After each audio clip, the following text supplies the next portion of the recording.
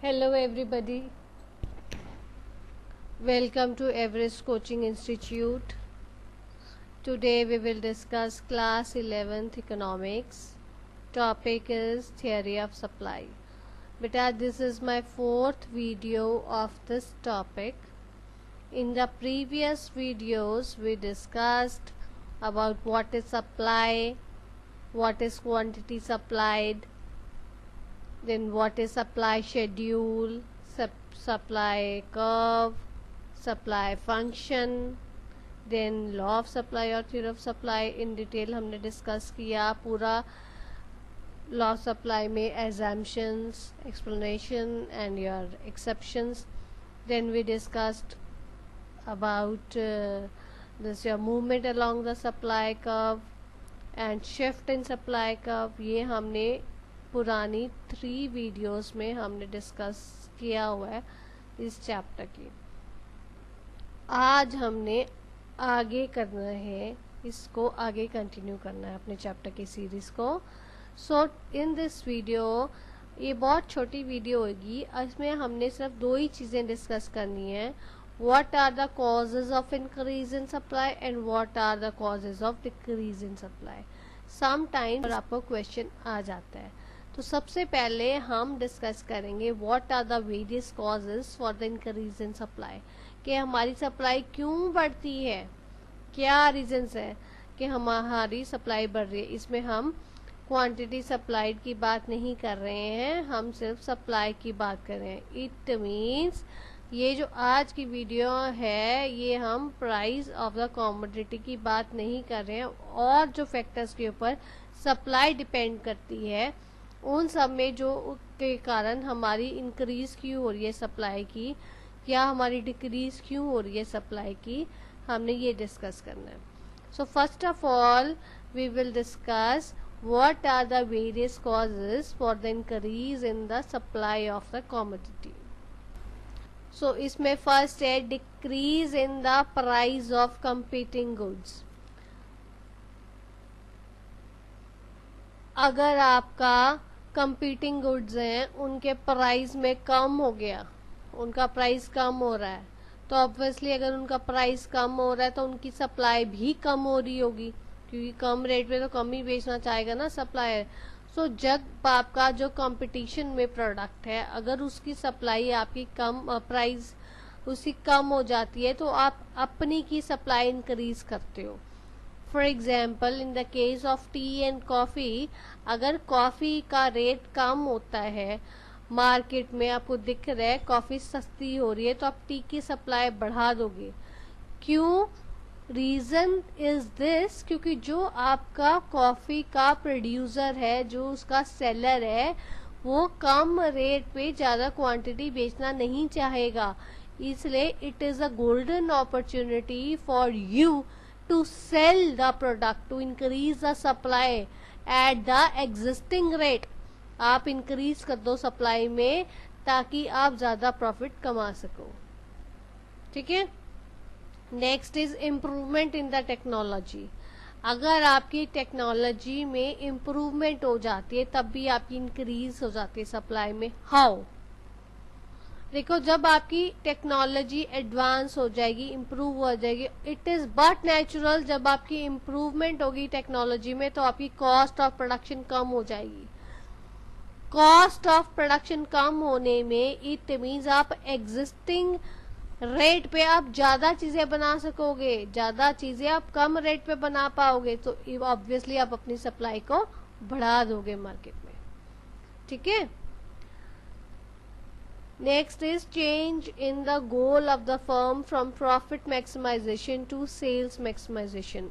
अगर आपको ध्यान हो, मैंने आपको सप्लाई फंक्शन डिस्कस किया था, उसमें मैंने आपको डिस्कस किया था कि कंपनी के जो 2 फंक्शंस हैं, 2 गोल्स हैं, प्रॉफिट मैक्सिमाइजेशन और सेल्स मैक्सिमाइजेशन.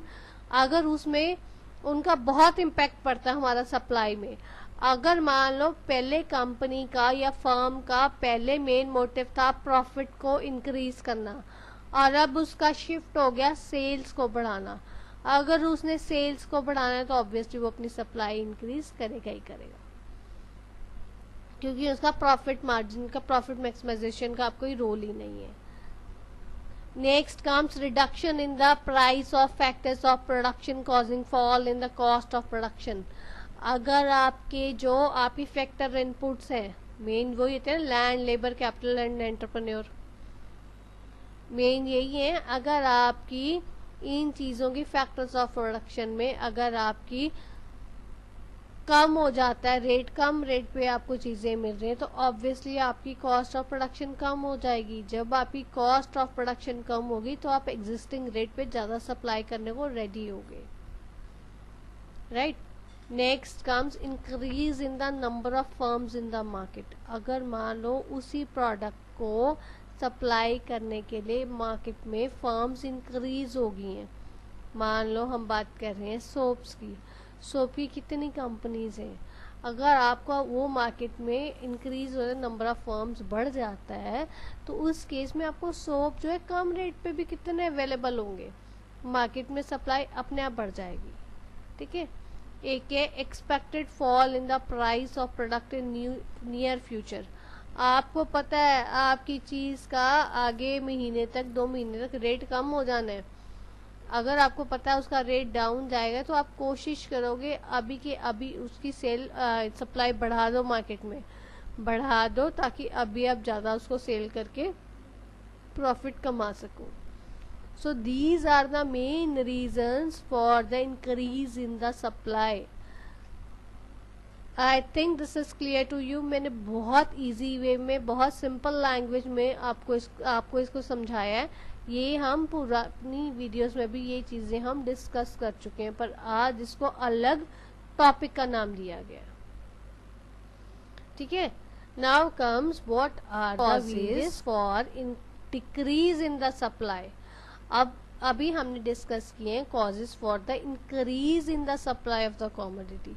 अब हम करेंगे discuss what are the various causes for decrease, कि किसके कारण हमारी जो सप्लाई है वो डिक्रीज हो जाती है। प्राइस ऑफ द कॉमोडिटी को हमने एक साइड पे रख देना है, बाकी चीज़ों को देखना है, क्योंकि सप्लाई का प्राइस के साथ कोई रिलेटेड नहीं, कॉमोडिटी का उसका बाकी फैक्टर्स के साथ रिलेशन है, ठीक है।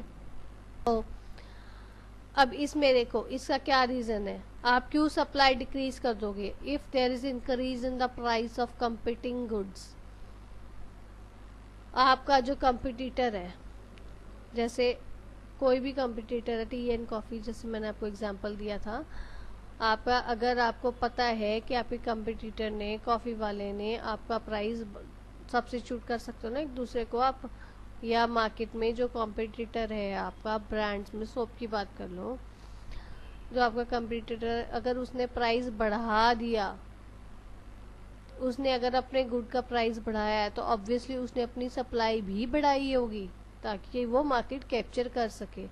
उस कारण आपकी जो है there is a decrease in the supply of your product, आप उसकी सप्लाई को डिक्रीज करते हो। Next comes outdated technology. अगर आप पुरानी टेक्नोलॉजी यूज़ कर रहे हो तो उसके कारण भी आपकी आउटपुट जो है डिक्रीज हो जाएगी सप्लाई में, क्योंकि वो उतना आपको आउटपुट नहीं दे रही है आउटडेटेड टेक्नोलॉजी, या उसके जो रिजल्ट्स हैं उतने अच्छे नहीं आ रहे हैं प्रोडक्ट के जितने अच्छे जो आपकी अपडेटेड टेक्नोलॉजी की है।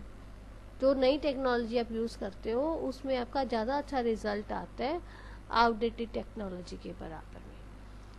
और अगर आपका next comes change in the goal of the firm from sales maximisation to profit maximisation. अगर एक ऑर्गेनाइजेशन का, एक फर्म का पहले मोटिव था सेल्स को बढ़ाना और अब उसका है प्रॉफिट को बढ़ाना, तो इस केस में अगर वो प्रॉफिट में कन्वर्ट हो गया, शिफ्ट हो गया प्रॉफिट मैक्सिमाइजेशन, तो वो सेल्स को इम्पोर्टेंस नहीं देगा कि वो सेल्स बढ़े, वो कहेगा कि मैं ज़्यादा से ज़्यादा प्रॉफिट मार्जिन कमाऊँ, तो वो कम रेट पे बेचने को तैयार नहीं होगा, वो ज़्यादा रेट पे ही बेचने को तैयार रहेगा। So this is the main reason for the decrease in the supply. Next comes increase in the factors of production causing rise in the cost of production. Obviously अगर आपके factors of production, input cost आपकी बढ़ गई, cost of production आपकी अपने आप बढ़ेगी। जब आप हाई कॉस्ट पे चीज़ बनाओगे तो आपका प्रॉफिट मार्जिन कम हो जाएगा, आप मार्केट में सप्लाई अपने आप कम कर दोगे। जब आपकी लागत ही ज़्यादा लग रही है तो आप मार्केट में कैसे सप्लाई कर दोगे ज़्यादा, क्योंकि आपको मार्जिन कम मिलेगा। ऑब्वियसली आप कम रेट पे चाहोगे कि आप ज़्यादा सप्लाई करो। कम rate means cost of production कम, not at the selling price. Selling price तो आप ज़्यादा चाहोगे, उसमें अगर आप ज़्यादा भी रखोगे प्रॉफिट मार्जिन आपका कम हो जाएगा। इसलिए आपका अगर आपके फैक्टर्स ऑफ प्रोडक्शन में की कॉस्ट में प्राइस में इंक्रीज होती है तो आप कम कर देते हो सप्लाई अपनी। अगर आपकी मार्केट में there is decrease in the number of firms in the market, आप मार्केट में उस चीज़ को सेल करने वाली फर्म्स जो है कम होगी तो ऑब्वियसली मार्केट में सप्लाई कम होगी। जब आपको पता है देयर इज एक्सपेक्टेशन कि फ्यूचर में प्राइस राइज होगा, महीने 2 महीने में आपको पता है आपका प्राइस बढ़ जाएगा, तो उसके कारण क्या होगा। अगर आपको पता है महीने 2 महीने में आपका प्राइस बढ़ने वाला है तो अभी आप सप्लाई को कम कर दोगे और महीने 2 महीने बाद में आप सप्लाई बढ़ा दोगे। So these were the main reasons for the decrease in the supply. ठीक है, आज की वीडियो में यही डिस्कस करना था। If you find any difficulty, your feedbacks are most welcome. आप अपने कमेंट बॉक्स में अपने फीडबैक्स शेयर करो एंड थैंक